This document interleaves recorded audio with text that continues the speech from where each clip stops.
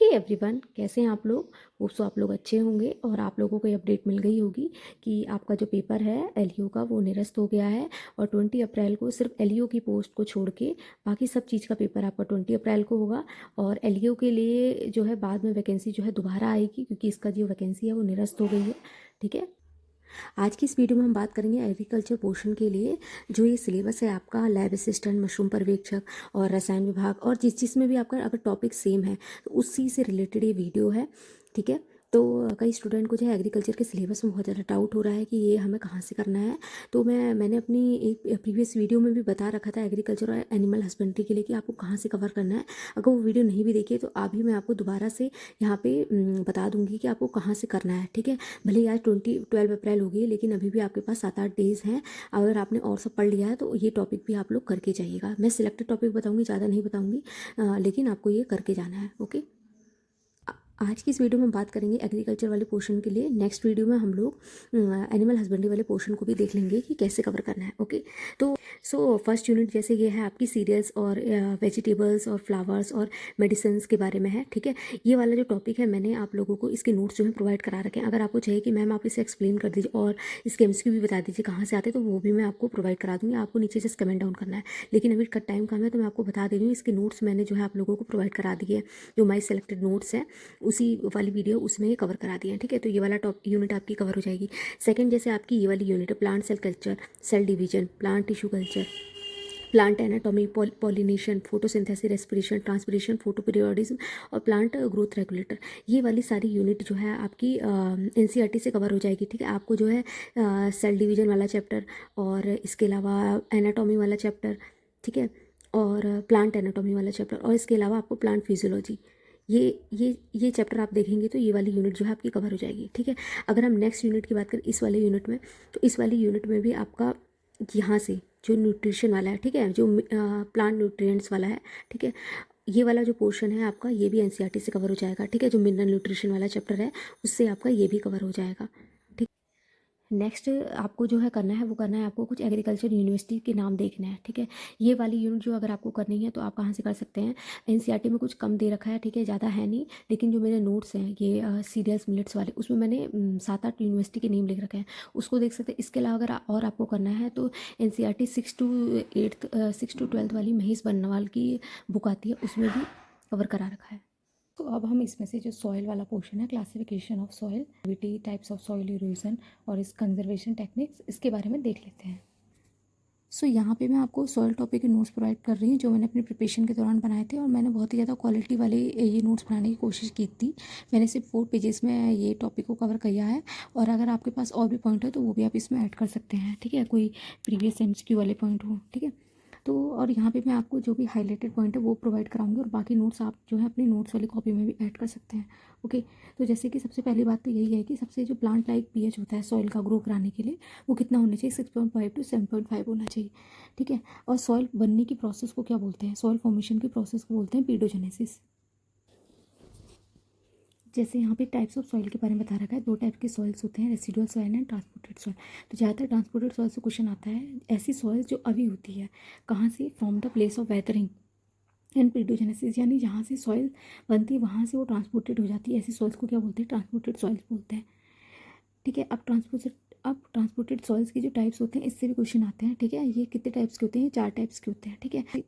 इनमें से भी ग्रेविटी वाला और ये वाला एंड ये वाला, इससे क्वेश्चन आते हैं। ठीक है। तो सबसे पहले 4 टाइप्स के कौन कौन से होते हैं, कोलिवियल, एलिवियल, ग्लेशियल और इयोलियन। ठीक है। ऐसी सॉइल जो ग्रेविटी के द्वारा ट्रांसपोर्टेड हो जाती है उसे कोलिवियल बोलते हैं। जो रनिंग वाटर के द्वारा ट्रांसपोर्टेड हो जाएगी एक जगह से दूसरी जगह उसे एलुवियल बोलेंगे, और जो विंड के द्वारा ट्रांसपोर्टेड हो जाएगी उसे हम इयोलियन सॉइल बोलेंगे। ठीक है। अब यहाँ पे सॉइल प्रोफाइल के बारे में बता रखा है कि सॉइल प्रोफाइल क्या होता है। तो सॉइल प्रोफाइल क्या होता है, जो भी वर्टिकल सेक्शन होता है सॉइल का प्रोफाइल होता है उसे ही हम क्या बोलते हैं, सॉइल प्रोफाइल बोलते हैं। ठीक है। और ये क्या बताता है, ये बताता है कि मतलब कि मैच्योर सॉइल कहाँ पाई जाती है। ठीक है। और इसकी बेसिस पे हमने इसके 3 रीजन बता रखे हैं, हॉरिजन ए, हॉरिजन बी, हॉरिजन सी। यहाँ ठीक है। अब जो ये वाला हॉरिजन ए होता है, ठीक है, यहाँ पे ही ह्यूमस कंटेंट ज़्यादा होता है। ठीक है। इसे ही हम क्या बोलते हैं, मैच्योर सॉइल बोलते हैं। जो हॉरिजन बी होता है यहाँ पे जो होता है लेस ह्यूमस होता है। और इसे हम क्या बोलते हैं, इसे हम सब सॉइल बोलते हैं। और जो हॉरिजन सी होता है, यहाँ पे क्या होता है, यहाँ पे जो है रॉक फॉर्मेशन होती है। अब जो हॉरिजन ए है इसको भी 5 भागों में डिवाइड कर रखा है, ठीक है। और इनमें क्या होता है, जैसे कहीं पे आपका क्या होगा, डेड ऑर्गेनिक मैटर पाया जाएगा, कहीं पे डफ लेटर बनेगा, कहीं पे डफ बनेगा, कहीं पे आपका ह्यूमस बनेगा, ठीक है। तो ये सब जो प्रोसेस हैं वो मैंने ऐड नहीं कर रखे हैं, क्योंकि ये वाला जो पॉइंट है ये आपका एनसीईआरटी में भी कवर हो जाएगा, ठीक है। जो एनसीईआरटी में नहीं है वो मैंने यहाँ पे नोट्स बना रखे हैं, ठीक है। एनसीईआरटी आप शायद क्लास 12th की करेंगे, वहाँ पे सॉइल प्रोफाइल के बारे में बता रखा है, तो इसकी जो जो पॉइंट्स है वो भी आप इसमें इसी नोट्स में उसको ऐड कर सकते हैं, ठीक है। अब जैसे यहाँ पे आप देख सकते हैं, जो मैंने आपको बता दिया वही बता रखा है कि हॉरिजन ए क्या होती है, फर्टाइल सॉइल होती है, हॉरिजन बी में लेस ह्यूमस होता है, और हॉरिजन सी में क्या होता है, रॉक फॉर्मेशन होता है। अब हम बात करेंगे कंपोजिशन ऑफ सॉइल के बारे में, कि सॉइल जो होता है वो किन किन चीज़ों से मिलकर बना होता है। तो देख सकते हैं कि सॉइल के जो होते हैं 4 टाइप्स होते हैं, इसमें मिनरल मैटर पाया जाता है, ऑर्गेनिक मैटर पाया जाता है, सॉइल वाटर पाया जाता है, सॉइल एयर पाया जाता है, ठीक है। मिनरल मैटर में भी क्या क्या पाया जाता है, इसे देख लेते हैं। तो साइज के बेसिस पे मिनरल मैटर जो होते हैं वो कई टाइप से होते हैं। अब यहाँ से क्वेश्चन वाला एरिया जो होता है वो आपका स्टार्ट होता है कि मिनरल मैटर कौन कौन से पाए जाते हैं, जैसे clay, silt, fine sand, coarse sand, fine gravel, course gravel, ठीक है। तो इनका साइज़ पूछा जाता है कि इसका साइज़ कितना होता है। ज़्यादातर जैसे क्ले का साइज़ कितना होता है, क्ले का साइज़ होता है बहुत ही ज़्यादा छोटा होता है, कितना होता है 0.002 होता है, ठीक है, इससे कम होता है। सिल्ट का इससे ज़्यादा हो गया, ठीक है, इससे क्वेश्चन आ रखा है। कोर्स ग्रेवल का कितना साइज़ होता है, ठीक है। ये सारे जितने भी साइज़ हैं वो एक सीरीज से याद कर लीजिएगा। सबसे बड़ा साइज़ किसका होगा, कोर्स ग्रेवल का होगा, सबसे कम किसका होगा, क्ले का होगा, ठीक है। अब यहाँ पे लोमी सॉइल के बारे में बता रखा है। लोमी सॉइल क्या होता है, जिसमें मिनरल मैटर जो होता है वो काफ़ी सारे का मिक्सचर होता है, जैसे इसके अंदर सैंड पाया जाता है, सिल्ट पाया जाता है, एंड क्ले पाया जाता है, ठीक है। सैंड एंड सिल्ट इसके अंदर इक्वल अमाउंट में यानी 40-40% पाए जाते हैं, एंड सैंड कितना पाया जाता है, सिर्फ 20% पाया जाता है। ये वाला पॉइंट जो होता है इंपॉर्टेंट है, क्यों, क्योंकि ये जो है लोमी सॉइल जो है वो बेस्ट सॉइल है किसके लिए, प्लांट ग्रोथ के लिए एंड इसके डेवलपमेंट के लिए। सो मिनरल मैटर हमने पढ़ लिया। अब हम सेकंड टॉपिक देखेंगे ऑर्गेनिक मैटर के बारे में, ठीक है। तो ऑर्गेनिक मैटर क्या होता है, जो भी रॉ मटेरियल हो गया, ठीक है, जो भी जैसे प्लांट की लीफ हो गई, ठीक है, या उसकी ट्विक्स होगी, पत्तियाँ वगैरह होगी, टहनियाँ होगी, ब्रांचेस हो गई, ठीक है, जो भी गिर जाती है उसे ही हम क्या बोलते हैं, लिटर बोलते हैं। यानी जो भी ऑर्गेनिक मैटर पड़ा हुआ मिलेगा हमें, उसे हम क्या बोल देंगे, लिटर बोल देंगे। अब जो अब कैसे बनता है मैं आपको यहाँ प्रोसेस समझा देती हूँ। सबसे पहले हमारा लेटर होता है। लेटर क्या होगा, जो भी ऑर्गेनिक मैटर है यानी लीफ वगैरह, ठीक है, उससे ही हमारा क्या बना, लेटर बना, ठीक है। ऑर्गेनिक मैटर हमारे जैसे क्या हो गई, लीफ वगैरह हो गई, ठीक है, या ब्रांचेस हो गई, वो जब गिर जाती हैं, ठीक है, सूखी पत्तियां वगैरह, उसे हम क्या बोल देंगे, लेटर बोल देंगे। अब जो लेटर जो हो जाएगा वो पार्शली डिकम्पोज हो जाएगा, तो वो हमारा क्या बना देगा, डफ बना देगा। और जब डफ जब फुल्ली डिकम्पोज हो जाएगा तो वो क्या बना देगा, ह्यूमस बना देगा। और इसी पूरी प्रोसेस को ही हम क्या बोलते हैं, ह्यूमिफिकेशन बोलते हैं, ठीक है। और यही सब मैंने यहाँ पे भी लिख रखा है, आप यहाँ पे देख सकते हैं। अब यहाँ से टॉपिक स्टार्ट होता है ह्यूमस के बारे में। ह्यूमस जो होता है ये भी 2 टाइप्स के होता है, एक होता है मोर ह्यूमस, एक होता है मुल ह्यूमस। मोर ह्यूमस में क्या होता है, एसिडिक कंटेंट ज़्यादा होता है, और मल ह्यूमस में क्या होता है, एल्कलाइन कंटेंट ज़्यादा होता है। मोर ह्यूमस जो होता है वो फंजाई की ग्रोथ के लिए बढ़िया होता है, ठीक है, और कुछ बैक्टीरिया की ग्रोथ कराता है। जबकि जो मुल ह्यूमस होता है यानी जो एल्कलाइन नेचर जहाँ पे होता है वो नाइट्रीफाइंग बैक्टीरिया की ग्रोथ के लिए हेल्पफुल होता है। नाइट्रीफाइंग बैक्टीरिया यानी ऐसे बैक्टीरिया जो नाइट्रोजन को फिक्स करते हैं। अब यहाँ से हमारा थर्ड सॉइल का पार्ट से स्टार्ट हो रहा है, सॉइल वाटर, ठीक है। तो 4 टाइप के सॉइल वाटर पाए जाते हैं। फर्स्ट है क्रिस्टलाइन वाटर, जिसे केमिकली कंबाइंड वाटर भी बोलते हैं। सेकंड है हाइग्रोस्कोपिक वाटर, थर्ड है कैपिलरी वाटर, और फोर्थ है ग्रेविटेशनल वाटर। ग्रेविटेशनल वाटर तो बहुत ज़्यादा सिंपल है, ऐसा वाटर जो ग्रेविटी की वजह से नीचे पहुँच गया है उसे ही हम क्या बोलते हैं, ग्रेविटेशनल वाटर बोलते हैं।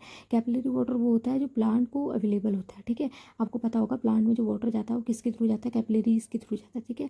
तो ये किसके लिए अवेलेबल होगा, सिर्फ और सिर्फ प्लांट के लिए। यहाँ से क्वेश्चन आता है ऐसा कौन सा वाटर है जो सिर्फ और सिर्फ प्लांट के लिए अवेलेबल है, तो कौन सा हो जाएगा वो, soil water, capillary soil water.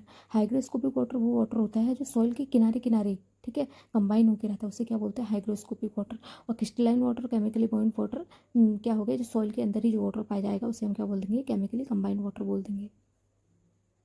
यहाँ से फिर आपका सॉइल इरोजन वाला टॉपिक स्टार्ट हो रहा है, ठीक है। सॉइल इरोजन के बारे में मैंने लिख नहीं रखा है, आपको नॉर्मली पता ही होगा सॉइल इरोजन क्या होता है। 2 टाइप के सॉइल इरोजन होता है, एक होता है जो नेचुरली होता है और एक होता है जो एक्सेलरेटेड होता है, ठीक है। तो नेचुरल वाला जो होता है उसके बारे में आप यहाँ पे देख सकते हैं। एक्सेलरेटेड इरोजन क्या होता है, जब जो सॉइल इरोजन हो रहा है लेकिन उतना ही ज़्यादा सॉइल फॉर्मेशन नहीं हो रहा है, ठीक है, यानी सॉइल इरोजन बहुत ही ज़्यादा फास्ट वे में हो रहा है, तो उसे ही हम क्या बोलते हैं, एक्सेलरेटेड इरोजन बोलते हैं। यहाँ पे कॉजेज़ ऑफ सॉइल इरोजन लिख रखे हैं कि क्लाइमेटिक हो सकता है, बायोटिक हो सकता है। बायोटिक में भी वाटर के द्वारा हो सकता है, ठीक है। और वाटर में भी किस किन टाइप से हो सकता है, ये यहाँ पे इनके टाइप्स के बारे में आपको पता होना चाहिए, ठीक है। हो सके तो इनके बारे में मुझे पता था तो मैंने आगे नोट डाउन नहीं करा, आप इनके बारे में आगे नोट डाउन भी कर सकते हैं। तो यहाँ पे जो है आपका सॉइल वाला टॉपिक कंप्लीट हो गया है। और अगर वीडियो अच्छी लगी हो तो लाइक कीजिएगा। और ये आपका डे 1 है, ठीक है। मैं अगर आप लोगों का रिस्पॉन्स अच्छा आएगा तो मैं, जब तक आपका पेपर कंप्लीट नहीं होता है, 7 डेज़ अभी बाकी है, मैं 7 डेज़ में कुछ ना कुछ नया लेके आते रहूँगी ताकि आप लोगों को मोटिवेशन मिलती रहे, तो आप लोग तैयारी करते रहें। और फिर मिलेंगे नेक्स्ट वीडियो में। और वीडियो अच्छी लगी हो तो प्लीज़ लाइक कर दीजिएगा और शेयर भी कर सकते हैं आप लोग। Thank you so much for this video.